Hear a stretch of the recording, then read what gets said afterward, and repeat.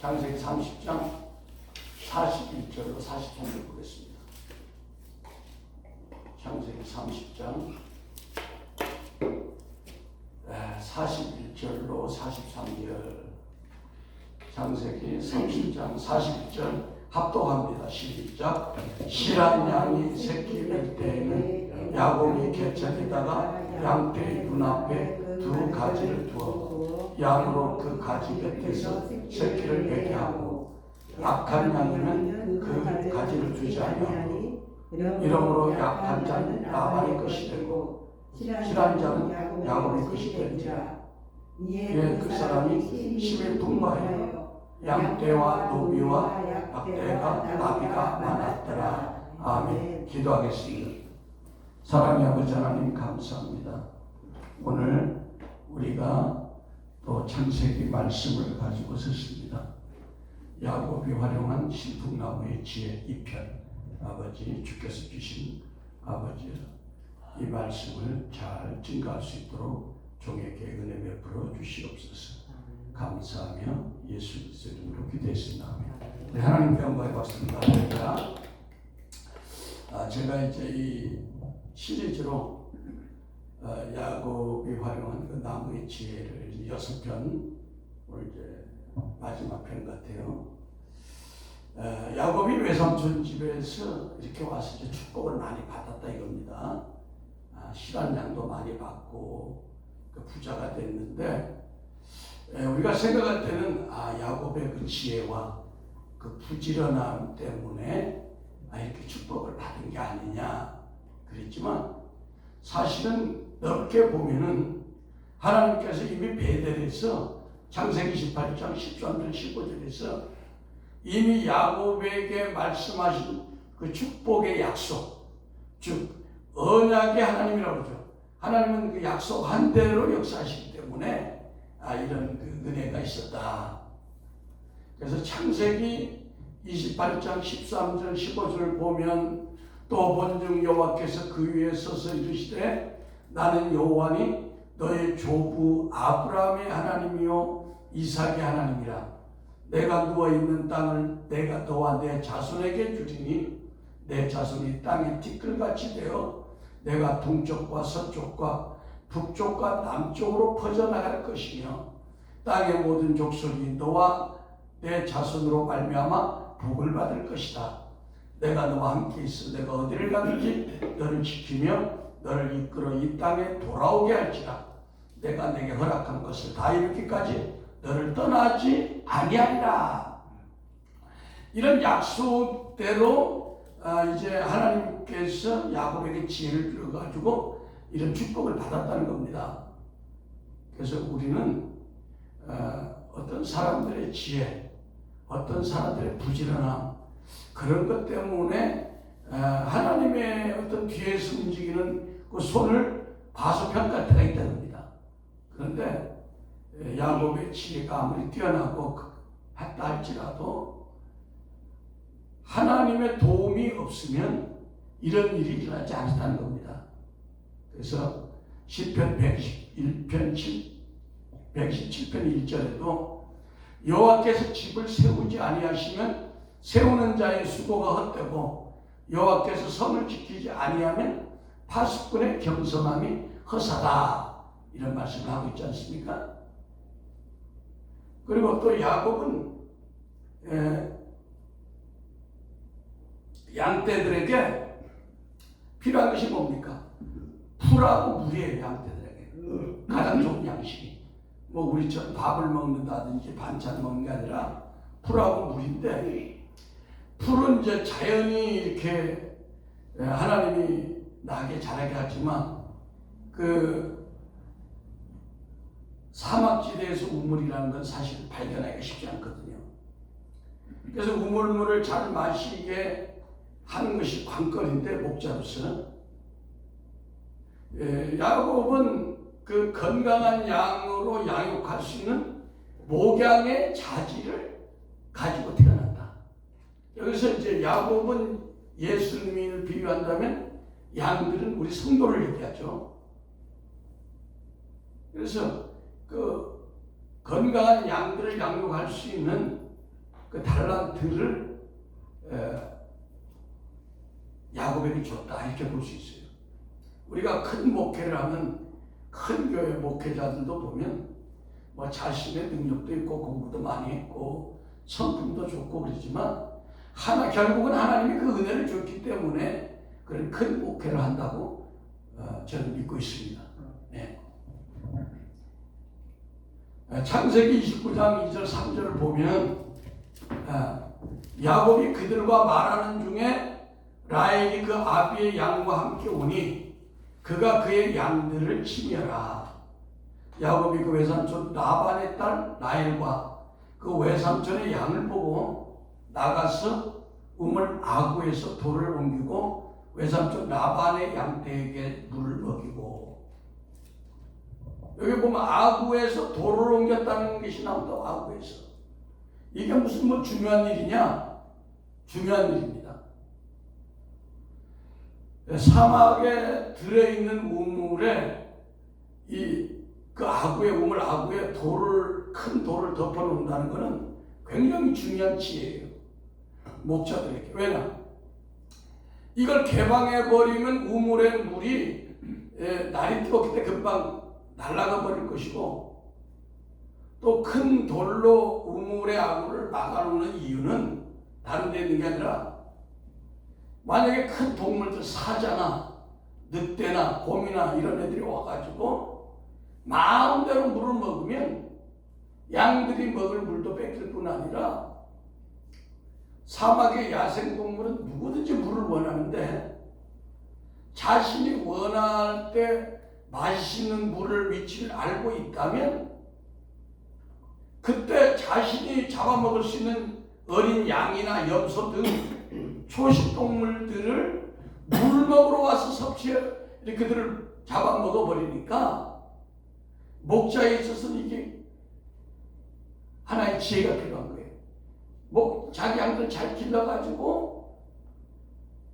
그 양들이 물 먹으러 갔을 때 다 잡혀먹어. 제가 이 동물의 왕국이라는 걸 보면 어떻게 했냐면 꼭 그 아프리카 물이 있는 그 시냇가에서 전쟁이 나더라고. 동물들이 물을 먹으러 왔는데 악어들이 그걸 또 새끼 양 같은 걸 잡아먹고, 물 먹으러 와서 이렇게 딱 물을 먹는데 하이에나가 또 공격하고, 그 물 먹는 것이 하나의 전쟁터야. 그래서 그걸 보면서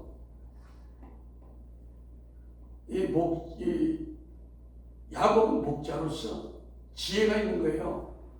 어떻게 하면 그 살아온 짐승들의 시선을 피해서 자기가 기르는 양들한테만 안전하게 물을 먹일 수 있을까?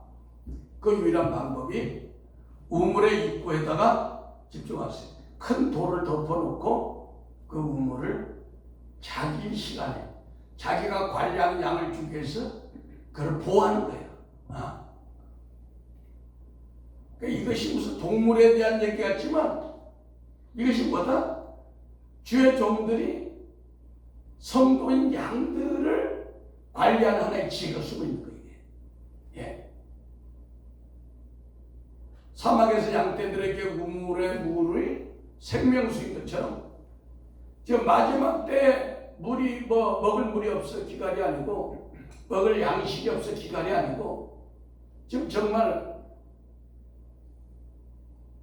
물은 하나님의 말씀도 되고 성령의 임재도 되지만 정말 하나님의 임재가 실려있는 말씀, 하나님의 성령이 역사하는 말씀, 히브리서 4장 12절에 권능 있는 말씀이 선포되는 시대가 되어야 되는데, 마귀는 오늘 어떻습니까? 성경 제교의 불신앙의 큰 돌을 딱 던져놓고 있어요.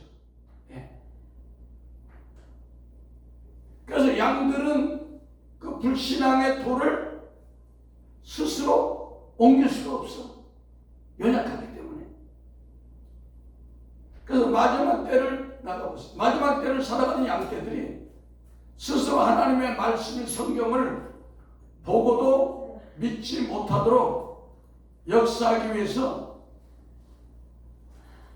때문에 우리가 목회자들이 반드시 이 성경 위에 원수들이 덮어놓은 이 큰 돌을 어떻게 하든 옮겨놔야 그들이 와서 이 말씀을 먹을 수 있는 거예요.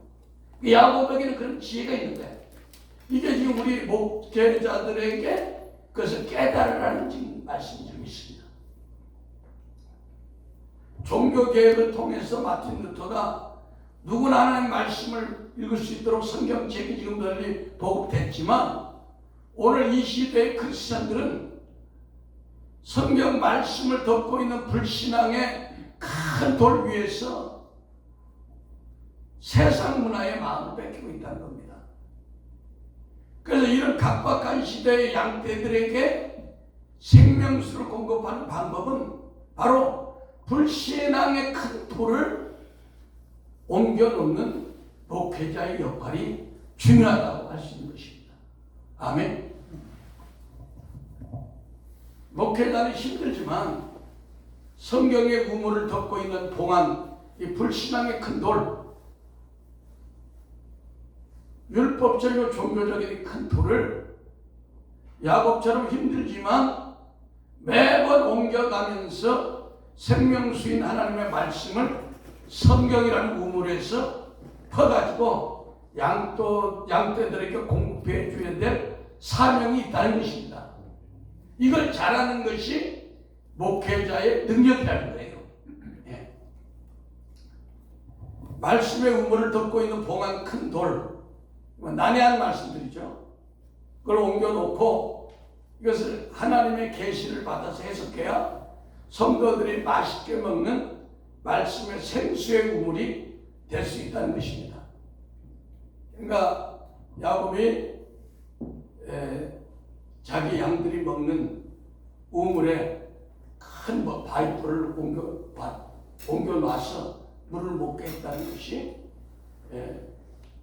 다니엘서 12장 9절에 그가 가로되 다니엘아 갈지어다 대저 이 말은 마지막 때까지 간수하고 봉함할 것이라.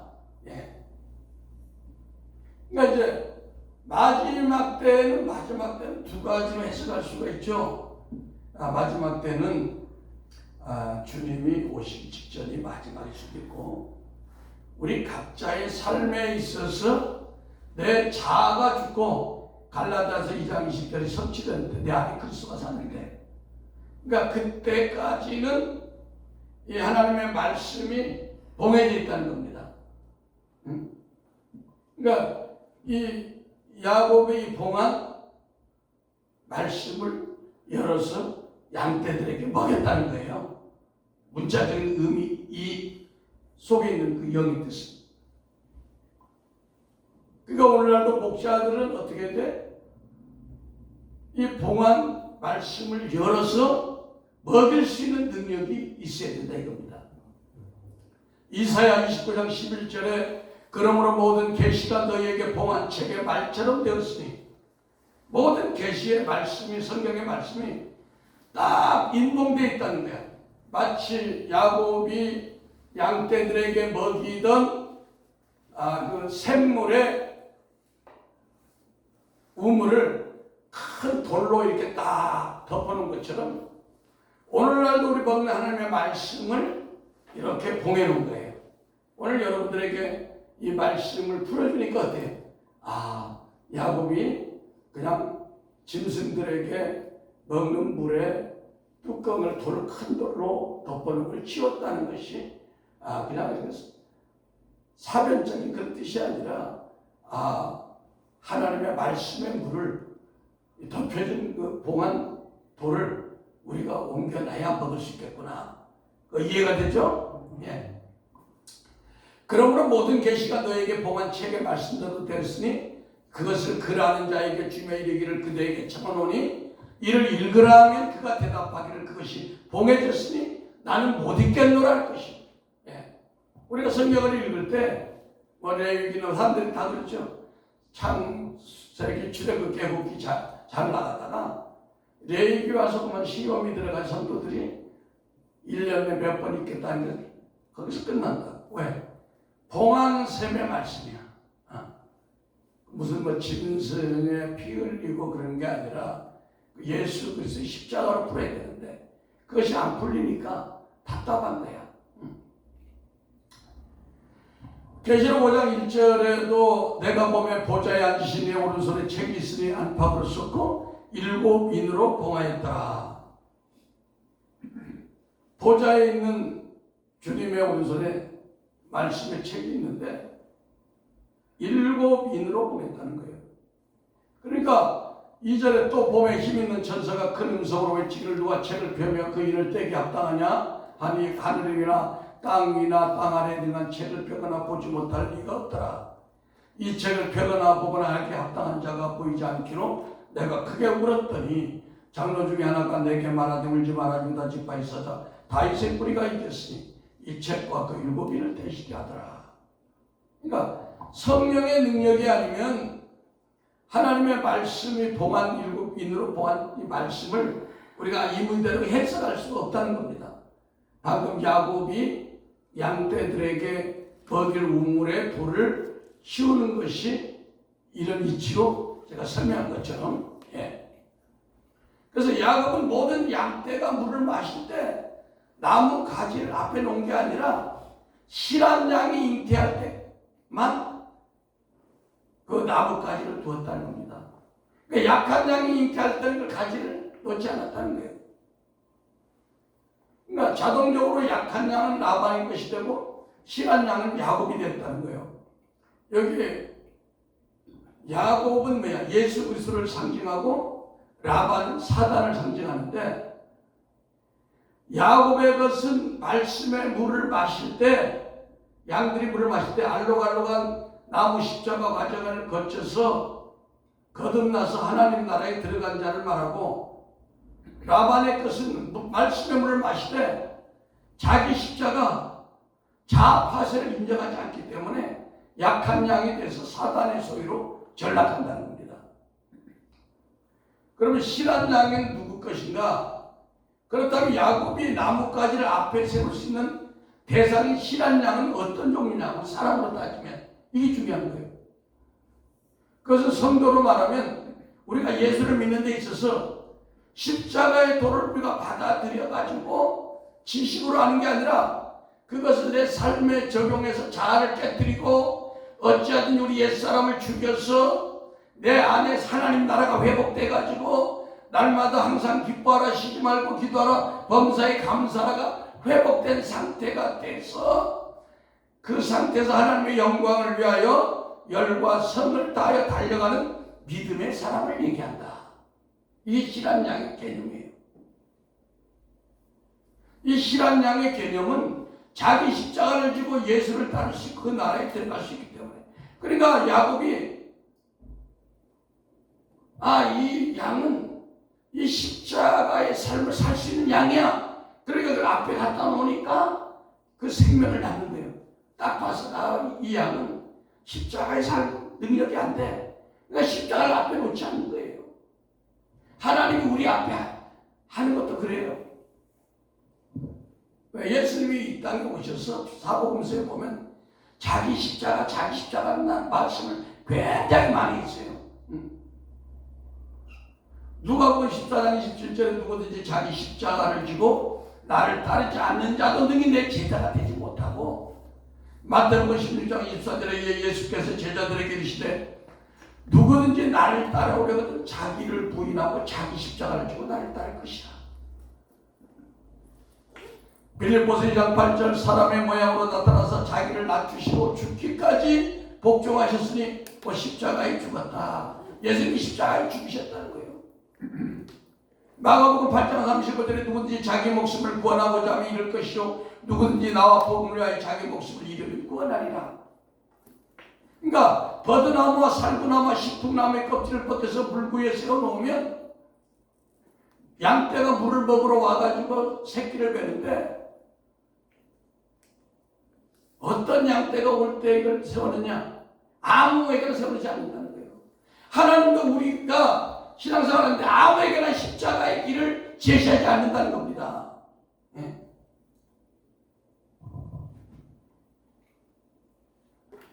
근데 이 말씀을 어떤 사람들은 유전학적으로 접근해서 우성과 열성의 유전자는 멘델의 법칙에 의해서 정확하게 나타나는데 하나님은 이 우성과 열성의 유전자를 뒤집어버리는 기적을 행하는 하나님이시다. 그러니까 하나님을 믿어야 된다. 그 말씀도 맞지만 하나님은 없는 것을 있는 것 같이 부르시고 죽은 자를 살리는 하나님이다.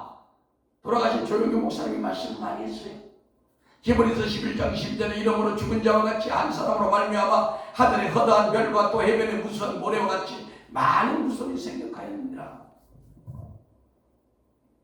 이런 관점에서 창세기 30장의 말씀을 살펴보면 십자가를 통해 거룩한 성도가 거듭나듯이 우리가 생각할 때는 하얀 양의 새끼가 건강할 것 같지만 오히려 얼룩얼룩하고 흠있는 양이 더 튼튼한 양이라고 했다는 거예요.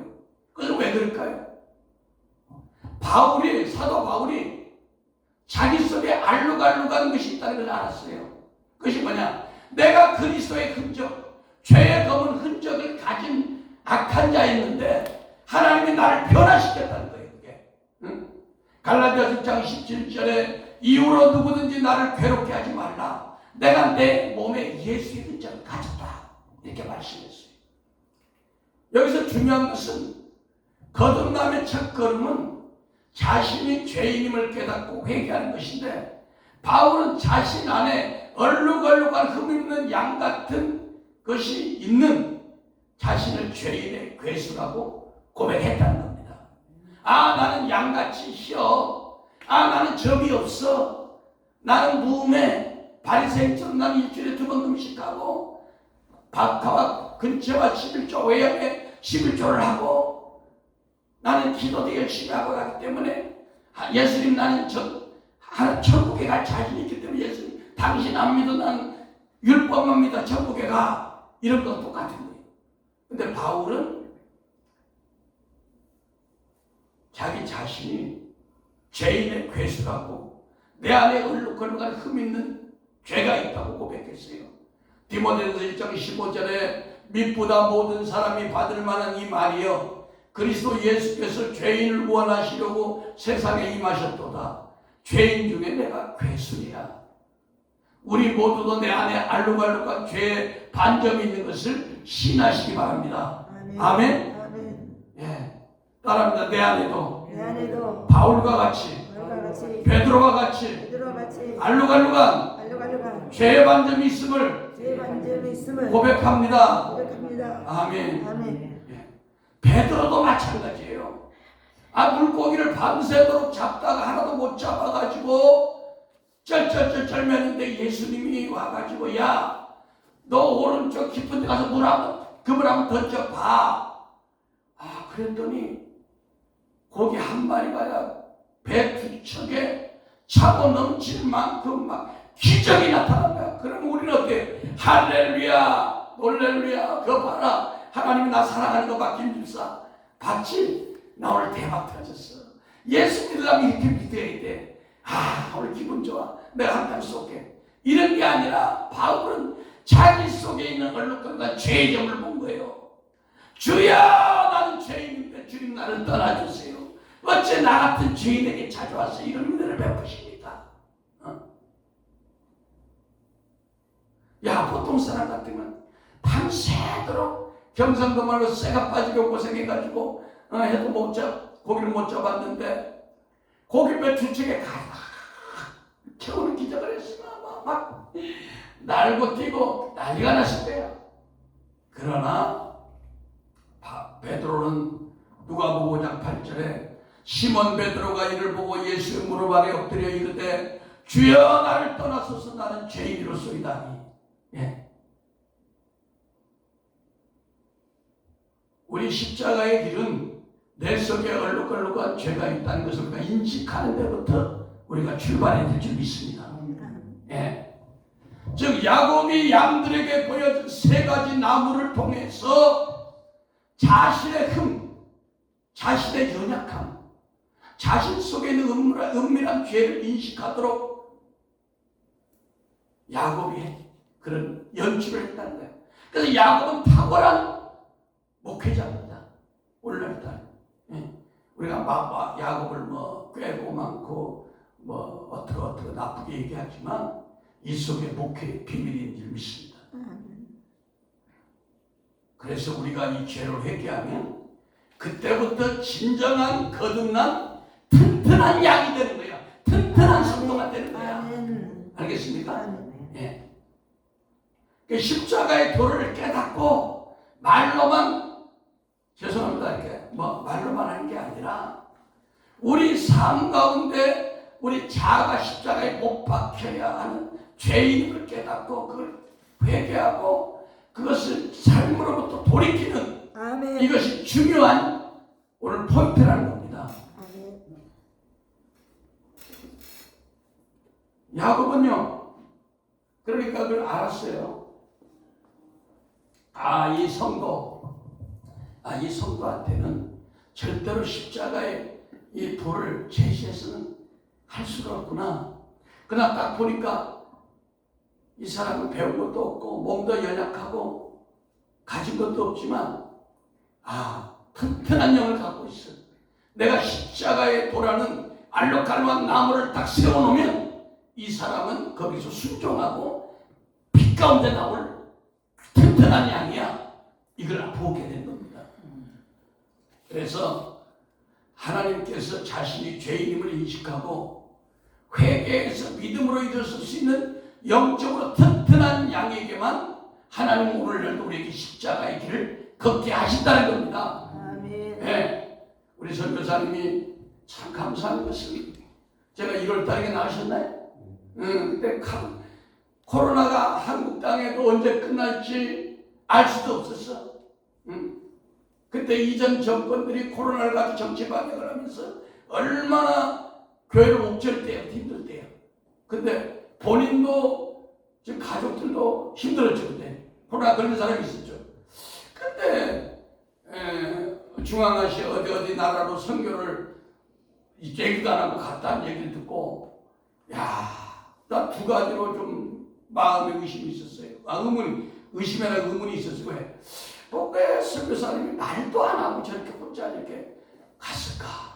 약간 서운하기도 하고. 근데 내가 이제 이 목사님하고 통하면서 목사님의 넓은 마음을 또 알았어요.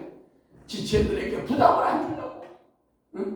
그렇게 가려고 하는 그 마음을 마음이 아프더라고요. 그래서. 근데 저 힘든 상태로 그때 백신 2차 맞고 부작용이 나가지고 병원에 왔다 갔다 했잖아요. 그 상태에서 간다는 것이 마음이 너무 아픈 거야. 가서 돌아가시면 어떡하려고 그러나 저렇게. 그러나 거기 가서 또 많은 고통, 중독병인가 뭐 병을 알아가지고 오셔가지고 저걸 어떻게 해야 되나. 나는 지난주에 오셔가지고 마음이 아파서 어느 병을 내가 좀 안내를 할까. 그 다음 주 오면 3일 했는데 그 다음 주 밥을 못 드시더라고. 근데 하나님이 또 기적적으로 건강을 회복했어. 하나님께 영광을 돌린다. 하나님께 영광을 돌린다. 이거 뭐야? 튼튼한 양과에 속한 거야. 우리 목사님. 십자가의 길을 그냥 믿음으로 그냥 죽든지 살든지 가버린 거야. 이게 하나님의 책임지잖아요. 할렐루야. 너무 감사합니다. 너무 감사해요. 그래서 우리가 욥기를 보더라도 욥과 같이 믿음의 그릇이 큰 자에게만 십자가의 도의 연단의 길을 허락한다는 겁니다, 여러분. 왜냐하면 그런 걸 아무나 제시해가지고 나 예수합니다, 나 지옥 가는 게 낫겠어, 이런 자들에게는 십자가의 도를 안 주는 거예요. 알록달록한 나뭇가지를 세우지 않는 거야. 만약에 여러분 가운데 알록달록한 십자가의 그 나무가 여러분 삶에 있는 것 같으면 주여 나를 욥과 같은 큰 일꾼으로 봐주시니 감사합니다. 아멘. 믿음으로 달려가는 여러분 되시길 축원합니다. 아멘. 축원합니다. 축원합니다. 할렐루야. 감사한 거예요. 사도 바울에게 십자가 얼마나 컸습니까? 여러분 지금 우리가 당하는 이 고난은 장차 받을 영광과 좋게 비교할 수 없다고 했잖아요. 아멘. 할렐루야. 아멘. 오늘 여러분 위안 받으시기 바랍니다. 여러분 앞에 있는 알록달록한 그 십자가, 그것이 결국은 영원히 잘된것 같이 범사에 잘되고 강건한 축복을 주는 여러분의 하나님의 선물이라는 겁니다. 아멘. 할렐루야. 아멘. 믿습니까? 아멘. 유목사님 믿습니까? 예, 유목사님에게 있는 그 알록달록한 십자가. 왜 이렇게 힘든지. 그것이 목사님의 그릇을 보는 거야. 야, 저 종은 튼튼한 양이구나. 저에게 큰 십자가를 가져 늦게 갈 수 있겠구나. 할렐루야. 아멘. 예. 그러나 죄의식에 사로잡혀 자기 연면에 사로잡혀 자존감이 약한 양들한테는 야곱이 십자가를 갖다 놓지 않았어.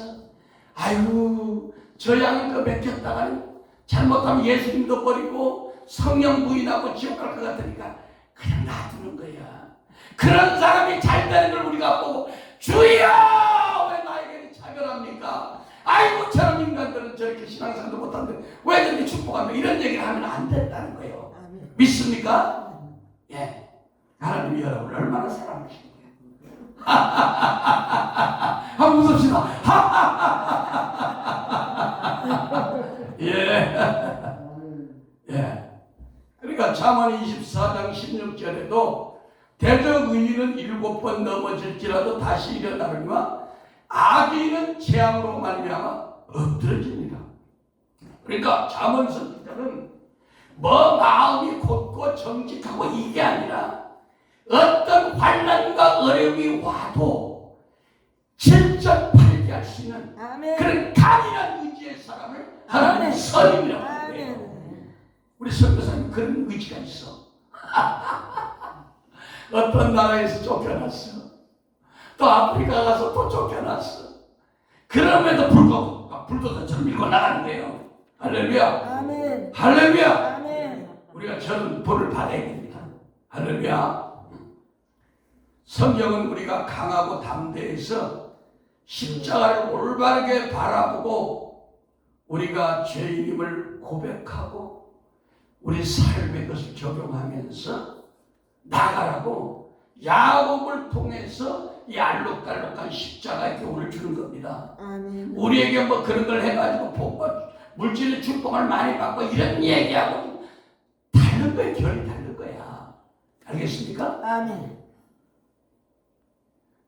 누가복음 18장 35절에 예수께서 여리고를 지나가실 때 한 소경이 길가에 있다가 예수가 지나가심을 듣고 다윗의 자손 예수의 나를 불쌍히 여기소서 이렇게 외쳤을 때 많은 사람들이 잠잠하라. 야, 좀 조용히 해. 응? 그냥 소경이 말해 재수없이 말이야. 예수님 지나가는데 왜 시끄럽게 해. 응? 그래서 여기서 말이야 그 사람이 깽해가지고 사람들 의식해서 그냥 그냥 주저앉았으면 끝난 거야 인생이. 인생 끝난 거예요. 사람들 비에 맞추기 위해서 살면은 우리가 된다 안 되는 거예요. 아멘. 기독교는 윤리 도덕을 지켜야 되지만 어떤 결단을 지켜서 윤리 도덕을 취하면 안 되는 거란 말이야. 아멘. 그건 종교야. 그건 이거 율법이야. 할렐루야.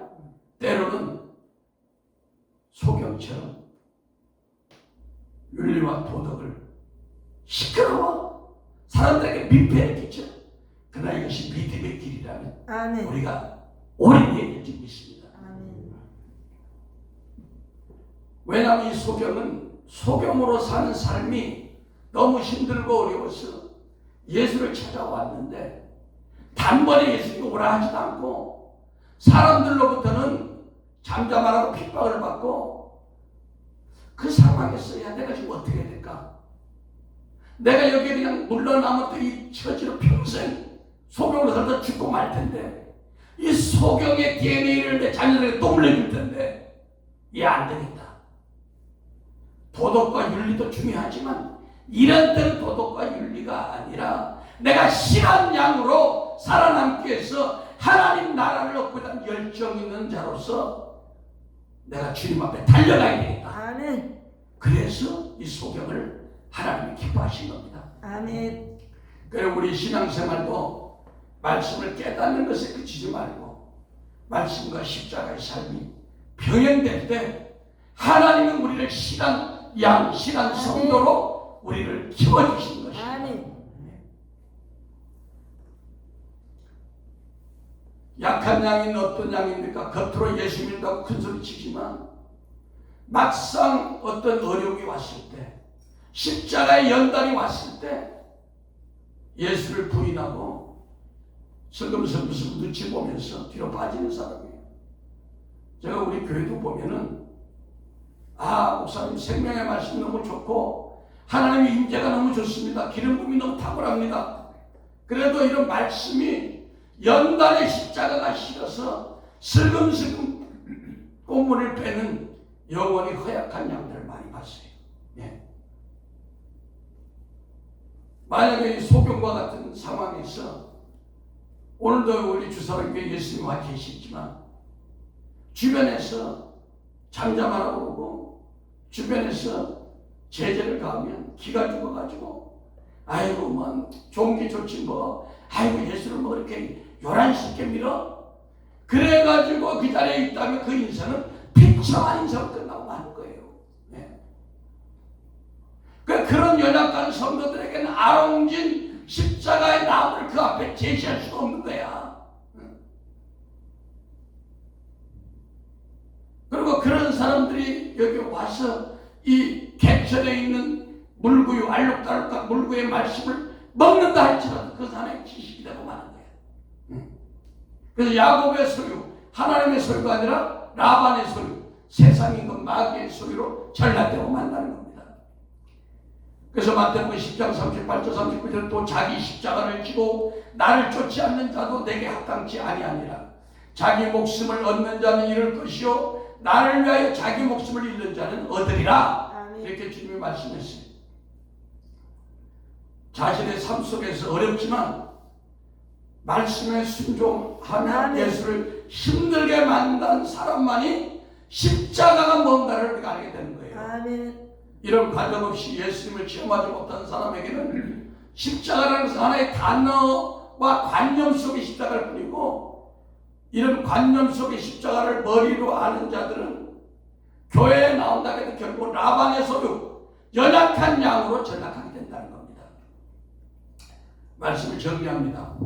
제가 버드나무 시리즈, 살구나무 시리즈 이렇게 또 프라타나스 나무 3가지 6번 증거하면서 살구나무는 뭐라고 했어요? 죽은 가지에서 싹이 나와서 꽃이 피고 열매를 맺는 비밀로서 죽다는 거, 죽는다는 것은 뭐야? 우리 옛사람이 죽은 살구나무처럼 바싹 죽어야 된다는 겁니다. 죽었을 때 반드시 성령께서 우리로 하여금 꽃이 피고 열매가 맺고 이런 그 은혜가 임한다는 그런 뜻이에요. 네. 살구나무가 열매의 의미가 아니라 죽어야 열매를 맺는 거야. 죽어야. 죽은 가지에서. 세상의 나무는 산 가지에서 나오지만 살구나무 교구는 바싹 마른 죽은 가지에서 잎이 나고 꽃이 피고 열매가 맺는다는 겁니다. 아멘. 예. 신풍나무 프라타나스는 뭐예요? 우리가 물과 성령으로 거듭나서 옛사람의 껍질이 벗겨져서 온전히 그리스도로 옷 입어야 되는 비밀을 얘기하는 겁니다. 할렐루야. 그리스도와 함께 세례받은 자는 그리스도로 옷 입었다. 그러니까 다 우리 옛사람의 죽음을 얘기하는 거예요. 십자가의 부활신앙을 얘기하는 겁니다. 버드나무, 우리 첫 번째 버드나무는 옛사람이 죽고 물과 성령으로 거듭나면 그 열매가 뭐냐? 온유하고 겸손한 버드나무. 시냇가에 있는 버드나무가 아무리 태풍이 불고 비가 와도 부러지지 않잖아요. 그것처럼 온유하고 겸손한 주님의 마음을 소유한 자들이 야곱의 소유에 속한 튼튼한 양이라는 겁니다. 그래서 우리의 신앙은 꼭 자기 십자가라고 하는 자아에 속한 옛사람의 모든 성품과 망령된 행실을 고쳐야 하는데 그 길이 바로 자기 십자가인 버드나무의 겸손, 살구나무의 성령님과의 교제, 인도하심, 신풍나무의 자의 죽음과 십자가를 만난 자에게만 주어지는 선물이라는 겁니다. 이 십자가를 통과해야 죄의 흔적을 가진 아롱진 힘있는 건강한 주님이 된다는 것이죠. 기도하겠습니다. 하나님 아버지 감사합니다. 오늘 야곱이 활용한 그 3가지 나무의 그 지혜를 통해서 우리가 하나님 나라의 백성이고 그리스도의 소유라면 우리 모두 아버지 이런 마음으로 주님을 기쁘게 하는 하나님의 튼튼한 양이 될 수 있도록 우리 모두를 축복하여 주시옵소서. 감사하며 예수 그리스도 이름으로 축복하고 기도했습니다. 아멘.